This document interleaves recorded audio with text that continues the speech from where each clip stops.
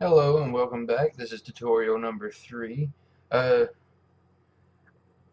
I started looking at my videos and I figured that I was a dum-dum. So if you notice a few things different as like these words being larger, uh, I noticed in the videos that it was kind of harder to see for the smaller videos for like YouTube size videos.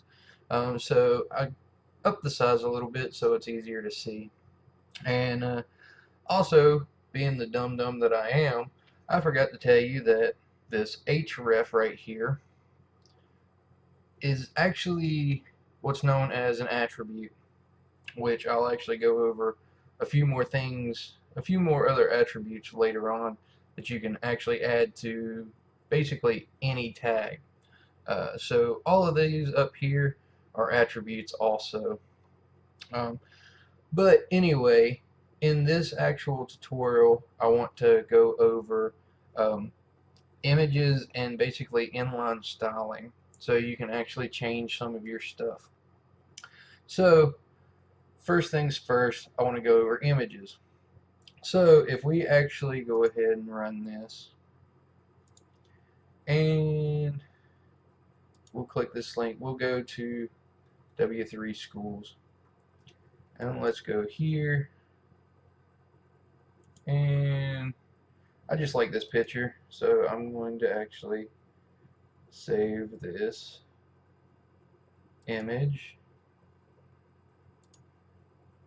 and we're going to save it in here, and it's already named pickmountain.jpg.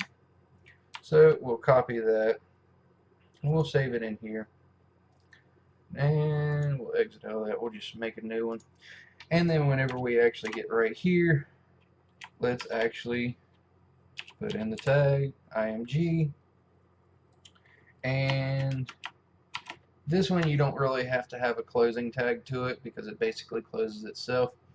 But inside of it, you actually have to have the attribute src for source. Then inside here, we actually want to put pick_mountain.jpg. Now what this is actually going to do is this says, okay, we'll take this picture that's in this file that's named this and put it right here. So if we actually save it and we run it, we actually see that it popped up right here. Now if we go in here and we actually have the style tag, and let's say width, let's go 300, semicolon. Semicolons are important. Always remember to use them with styles. That basically tells it where to end for that one part of the style. And then we want to do height, and in here let's just go 200, and make sure you put px in there, that way it knows the actual pixel size. So let's go ahead and bring this back up. Let's refresh. As you see, it slightly shrunk a little bit. So let's go ahead and change this. Let's say 500, and we'll go 400. We'll save it, bring it back up, refresh, and now you see that it actually got larger. So this is basically the inline style, to where you can actually go and change different things. Now, so I like the original size better, so we can just take this out and we'll save it, refresh. Okay, so I like that style. So now what we want to do is inside here, let's actually do the style tag or the style attribute, and let's say color green, semicolon. Let's refresh. And now you see that it kind of changed a little bit. Let's go orange. That way it might show up a little bit better. refresh. Now you see that it's orange. Okay, so now inside here with color, there's different ways that you can actually put in the type of color. You can actually type it in right here.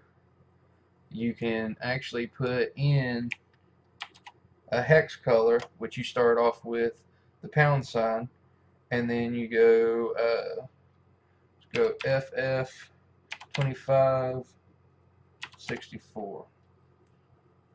I don't know what color this is going to be, so let's see. And it's kind of a pinkish reddish color. So as you can see, you can do it that way. You'll just put in different numbers.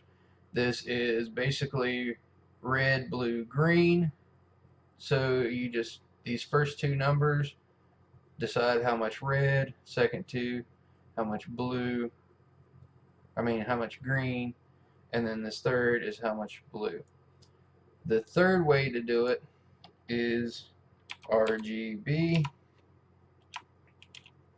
and then inside here we can go 200, comma, 75, comma, 175.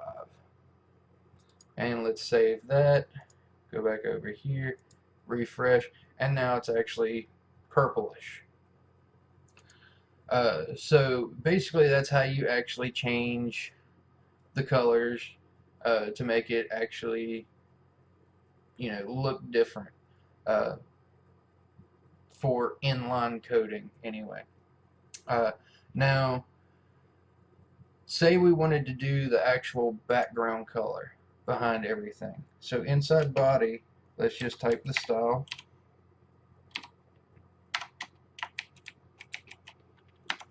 And inside here, let's go background color.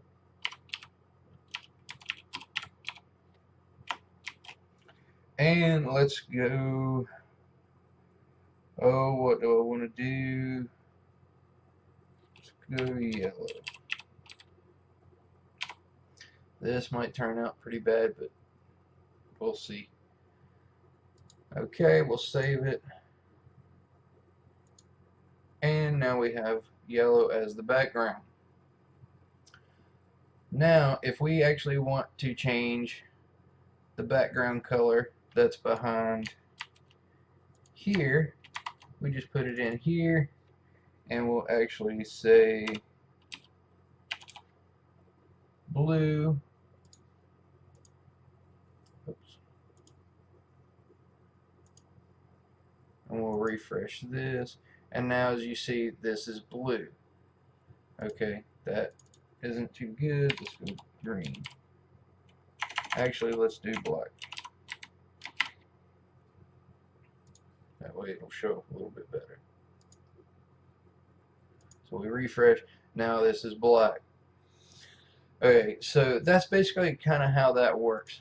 Now, in background color, you can actually do the same thing as RGB over here,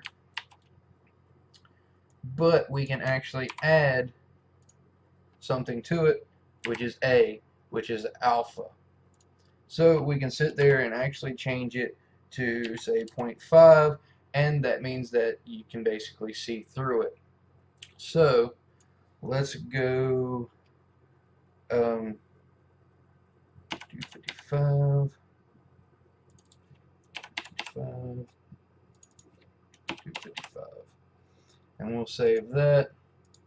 Open this up, refresh, and you can barely see it right there, but that's white. Let's go 0, 0, 0, refresh, and now you can see that it's kind of a grayish looking color that you can actually see the yellow behind it. So if we actually go in here and we put 9, save it, refresh, you can see that it basically comes back. Now, the smaller the number, the less you're going to be able to see of it. So we'll try 0.2, and now you see it's completely clear almost, so you can actually see more of the yellow. So that's basically it for this tutorial. That gives us a little bit of style on how we can actually change a lot of stuff and a way to actually import images. So just stay tuned and we'll actually get to going over some cooler stuff in the next one. Thank you.